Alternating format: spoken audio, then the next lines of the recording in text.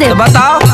मांगर मांगर के गावे मांगर के कर हरदी लागे मट मांगर के कर हरदी लागे मट मांगर के कर हरदी लागे मट मांगर। हाँ तो सुना मांगर मांगर भाभी गावे मांगर मांगर मांगर भाभी गावे मांगर। हाँ तो पूरा बताओ, आदित्य का बताओ थी। सुना सुनाओ। मांगर मांगर भाभी गावे मांगर देवरु के हरदी लागे मट मांगर। देवरु के हरदी लागे मट मांगर देवरु के हरदी लागे मट मांगर। अरे यार तो हमार मेहरारू बड़ी चालू बा, बड़ा नॉलेज रखले बिया। तब का बुझला।